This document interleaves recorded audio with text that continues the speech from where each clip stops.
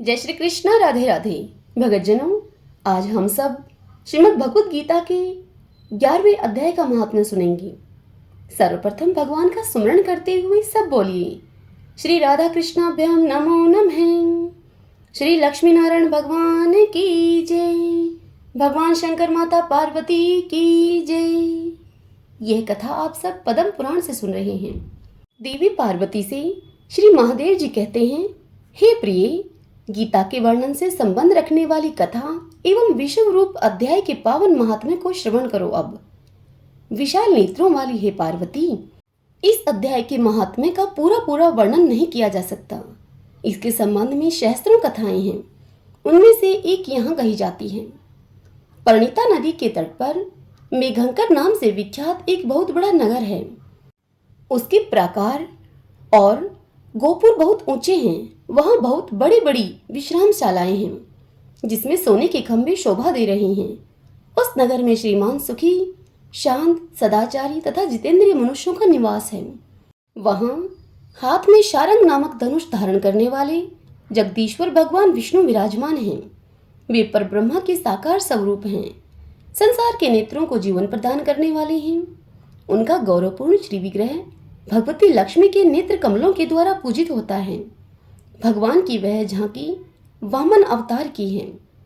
मेघ के समान उनका श्याम वर्ण तथा कोमल आकृति है। वक्ष स्थल पर श्रीवत्स का चिन्ह शोभा पाता है। वे कमल और वनमाला से विभूषित हैं। अनेक प्रकार के आभूषणों से सुशोभित होकर भगवान वामन रतन युक्त समुद्र के सदृश जान पड़ते हैं।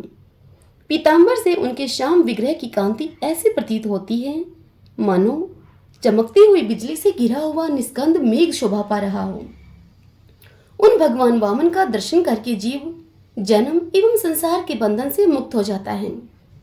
उस नगर में मेखला नामक एक महान तीर्थ है जिसमें स्नान करके मनुष्य शाश्वत वैकुंठ धाम को प्राप्त होता है। वहां जगत के स्वामी करुणासागर भगवान नरसिंह का दर्शन करने से मनुष्य 7 जन्मों के किए हुए घोर पाप से छुटकारा पा जाता है। जो मनुष्य मेखला में गणेश जी का दर्शन करता है वह सदा दुस्तर विघ्नों के भी पार हो जाता है। उसी मेघंकर नगर में कोई श्रेष्ठ ब्राह्मण थे जो ब्रह्मचार्य परायण, ममता और अहंकार से रहित, वेद शास्त्रों में प्रवीण, जितेंद्रिय तथा भगवान वासुदेव के शरणागत थे। उनका नाम था सुनंद। हे प्रिय, वे शारंग पाणी धनुष धारण करने वाले भगवान के पास गीता के 11वें अध्याय विश्व रूप दर्शन योग का पाठ किया करते थे।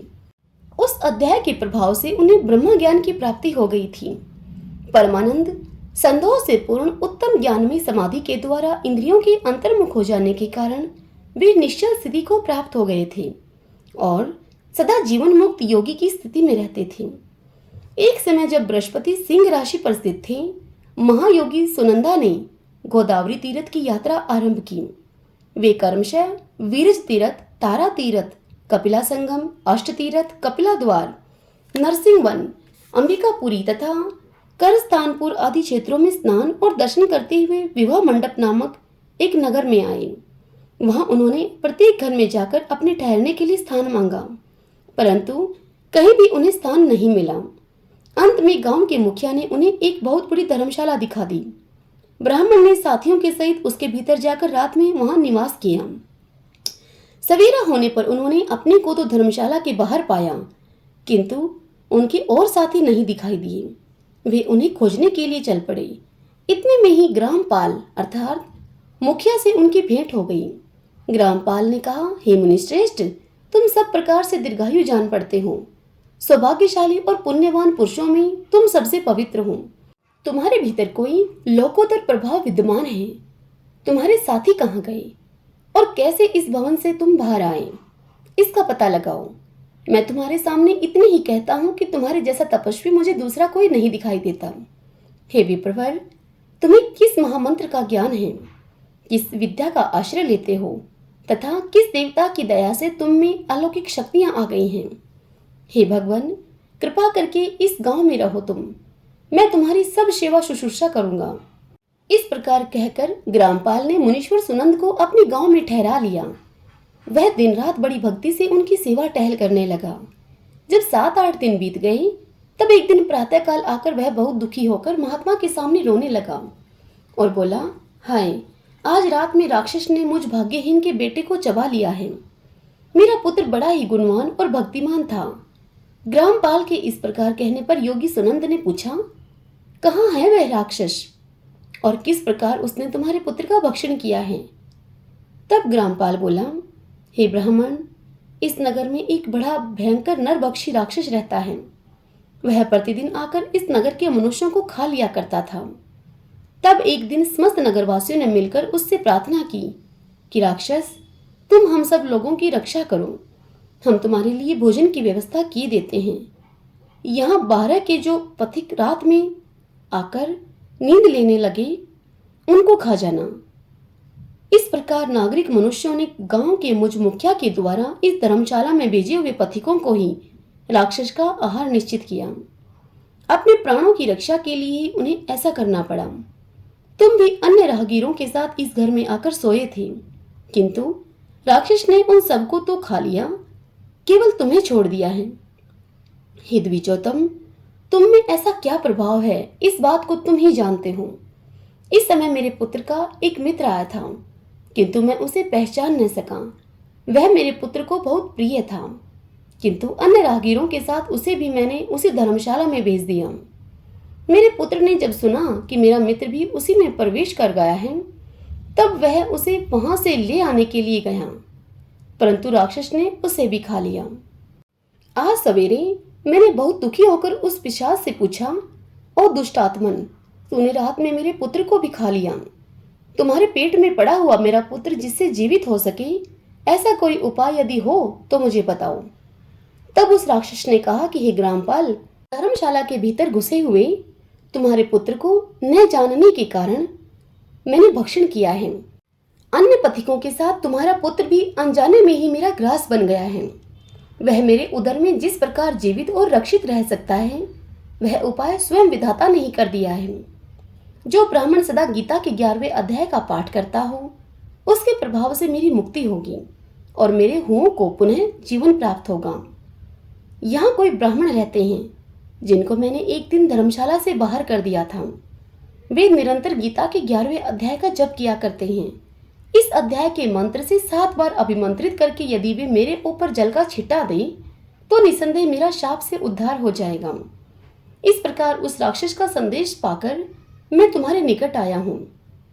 तब उस ब्राह्मण ने पूछा, हे ग्रामपाल, जो रात में सोए हुए मनुष्यों को खाता है, वह प्राणी किस पाप से राक्षस हुआ है? तब ग्रामपाल बोला, हे ब्राह्मण, पहले इस गांव में कोई किसान ब्राह्मण रहता था। एक दिन वह अघानी के खेत की क्यारियों की रक्षा करने में लगा था। वहां से थोड़ी ही दूर पर एक बहुत बड़ा गिद्ध किसी राही को मारकर खा रहा था। उसी समय एक तपस्वी कहीं से आ निकले, जो उस राही को बचाने के लिए दूर से ही दया दिखाते आ रहे थे। गिद्ध उस राही को खाकर आकाश में उड़ गया। तब तपस्वी ने कुपित होकर उस किसान से कहा कि ओ दुष्ट हलवाई, तुझे धिक्कार है, तू बड़ा ही कठोर और निर्दयी है। दूसरों की रक्षा से मुंह मोड़कर केवल पेट पालने के धंधे में लगा है। तेरा जीवन नष्ट प्राय है। अरे जो चोर, दाढ़ वाले जीव, सर्प, शत्रु, अग्नि, विष, जल, गिद्ध, राक्षस, भूत तथा बेताल आदि के द्वारा घायल हुए मनुष्यों की शक्ति होते हुए भी उपेक्षा करता है, वह उनके वध का फल पाता है। जो शक्तिशाली होकर भी चोर आदि के चंगुल में फंसे हुए ब्राह्मण को छुड़ाने की चेष्टा नहीं करता, वह घोर नरक में पड़ता है और पुनः भेड़िए की योनि में जन्म लेता है। जो वन में मारे जाते हुए तथा गृध्र और व्याघ्र की दृष्टि में पड़े हुए जीव की रक्षा के लिए छोड़ो छोड़ो की पुकार करता है, वह परम गति को प्राप्त होता है। जो मनुष्य गौओं की रक्षा के लिए व्याघ्र से, भील तथा दुष्ट राजाओं के हाथ से मारे जाते हैं, वे भगवान विष्णु के उस परम पद को पाते हैं, जो योगियों के लिए भी दुर्लभ है। सहस्त्र अश्वमेध और 100 वाजपेयी यज्ञ मिलकर शरणागत रक्षा की 16वीं कला के बराबर भी नहीं हो सकते। दीन और भयभीत जीव की उपेक्षा करने से पुण्यवान पुरुष भी समय आने पर कुंभीपाक नामक नरक में पकाया जाता है।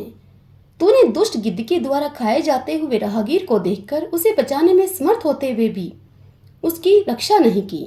इससे तू निर्दयी जान पड़ता है। अतः तू राक्षस हो जा।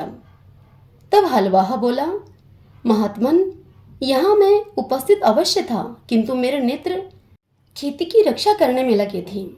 अतः पास होने पर भी गिद्ध के द्वारा मारे जाते हुए इस मनुष्य को मैं नहीं जान सका। अतः मुझ दिन पर आपको अनुग्रह करना चाहिए। तपस्वी ब्राह्मण ने कहा, जो प्रतिदिन गीता के 11वें अध्याय का जप करता है, उस मनुष्य के द्वारा अभिमंत्रित जल जब तुम्हारे मस्तक पर पड़ेगा, उस समय तुम्हें शाप से छुटकारा मिल जाएगा। इस प्रकार कहकर तपस्वी ब्राह्मण वहां से चले गए और वह हलवाहा राक्षस बन गया। अतः हे द्विश्रेष्ठ, तुम चलो और 11वें अध्याय से तीर्थ के इस जल को अभिमंत्रित करो और फिर अपने ही हाथ से उस राक्षस के मस्तक पर उसे छिड़क दो। ग्रामपाल की यह सारी प्रार्थना सुनकर ब्राह्मण का हृदय करुणा से भर गया। वे बहुत अच्छा कहकर उसके साथ राक्षस के निकट गए।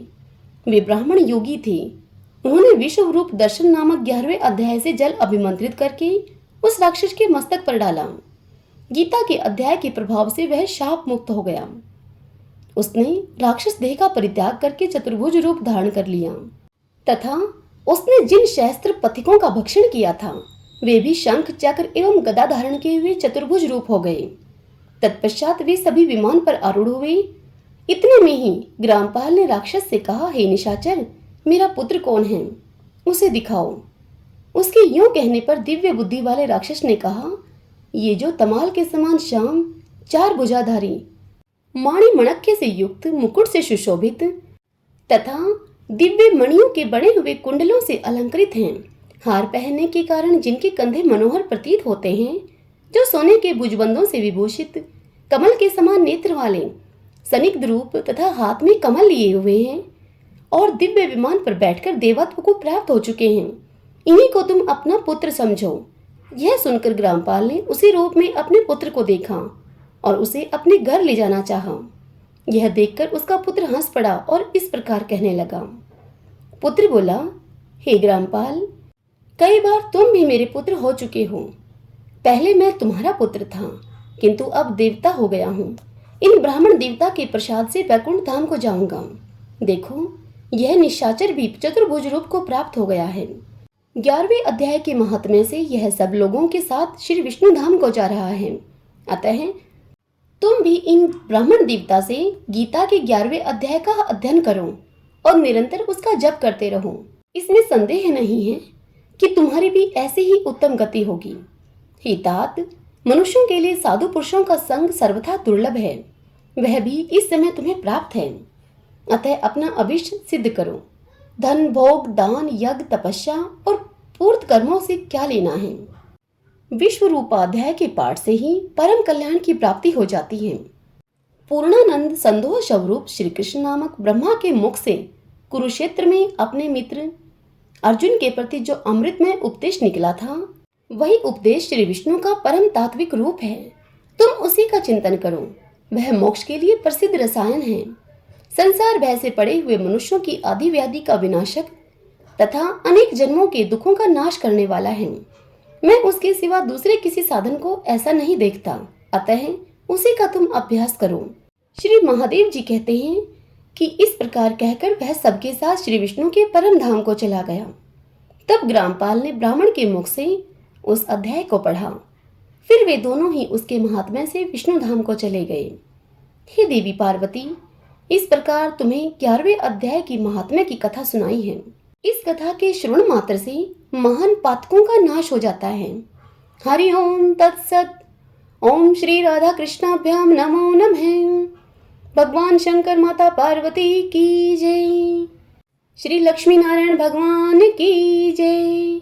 यदि आपको यह कथा पसंद आई हो तो आप इस वीडियो को लाइक करें और कमेंट बॉक्स में जय श्री कृष्णा लिखें और अपने अपनों के साथ इसे शेयर करके पुण्य कमाएं। ज्ञान बांटने से बढ़ता है, इसलिए इस ज्ञान को आप दूसरों तक पहुंचाएं। जय श्री कृष्णा। राधे राधे।